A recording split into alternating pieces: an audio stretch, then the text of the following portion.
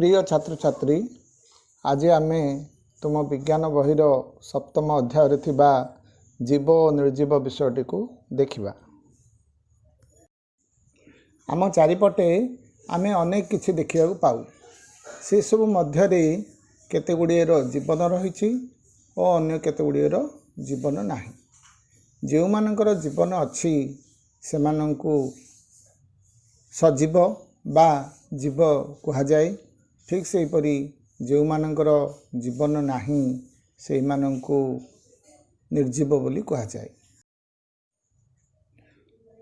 पिंपुड़ी, जंदा, असरपा, कुकुर, कुकुड़ा, साप, एंडुआ, शुआ, काऊ, नड़िया गछ, आंब गछ, काकुड़ी गछ इत्यादि जीवन अच्छी। तेणु एगुड़िक है सजीव बा जीव।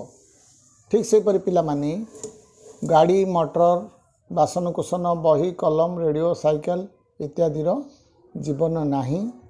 एणु एगुड़िक निर्जीव।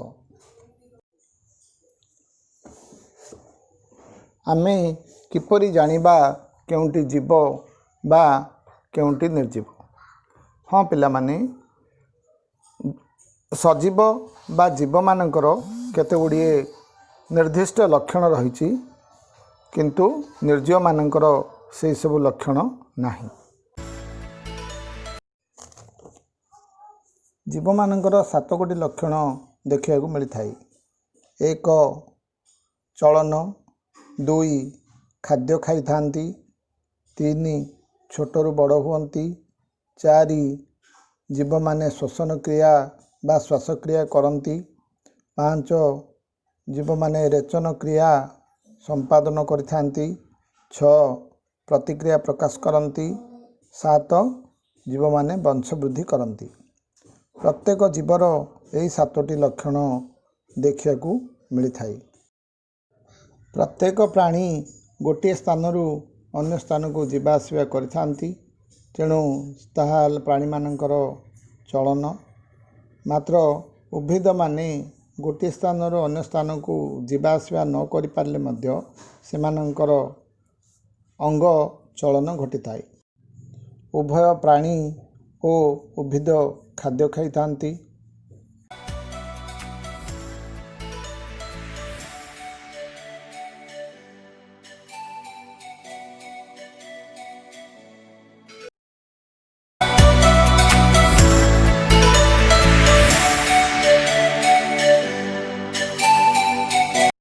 प्राणी और उद्भिद उभय छोटरू बड़ हुअंती। प्रत्येक जीव श्वसन क्रिया बा श्वासक्रिया करिथांती। समस्त जीव श्वासक्रिया रे अम्लजान ग्रहण करथांती और अंगारकाम्ल त्याग करथांती।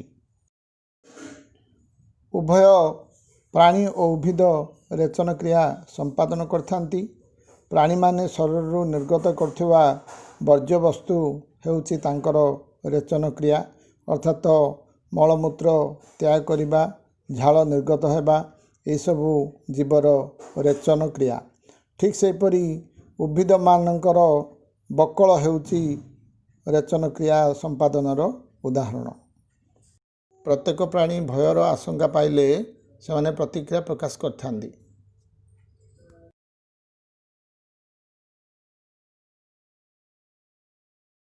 से परी ये चित्र पिले देख, ये जो उद्भिद किपरि प्रतिक्रिया प्रकाश करी हांडीर गोटे कोणा पटे से बढ़ी जाइछि। देख प्राणी और उद्भिद किपरि वंश वृद्धि घटाउछंती।